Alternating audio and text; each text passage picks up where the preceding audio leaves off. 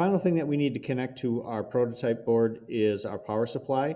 And before we get going on that, what we want to do, this is quite a long cable, and what we want to do is measure about one prototype board width, okay, and then snip it off, and then strip these wires and wrap them up good, because this is stranded wire, okay. So that's what you want to prep that off. So you're cutting off about one prototype board length of wire, and then that should work fine, okay.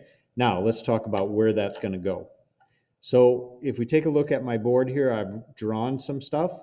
So this is where my positive is going to connect from my power supply, and it's going to come up to this leg of the switch. It's going to go kitty corner over here. It's going to follow, and then that leg is attached to this column, and our resistor is attached to that. Our resistor jumps over to this column, which is connected to the positive lead of our LED.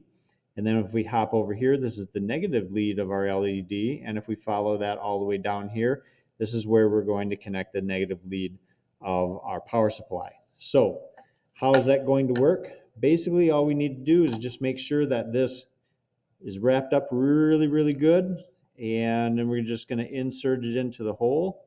And then my suggestion is just kind of pinch it there and hold on to it. Only worry about one side at a time.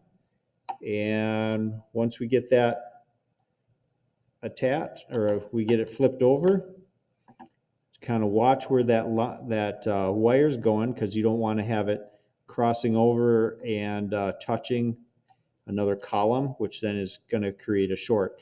So I kind of got it sort of standing up here, more kind of angled towards me a little bit, but it's not leaning this way or leaning that way.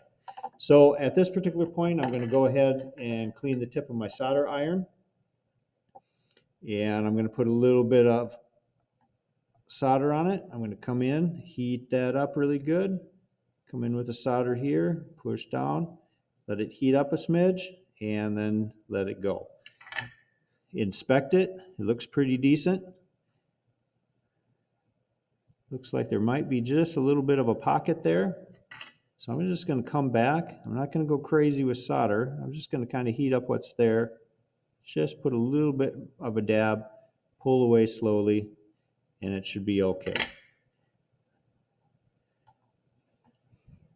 So now my negative is attached, and then I can go ahead, flip her around,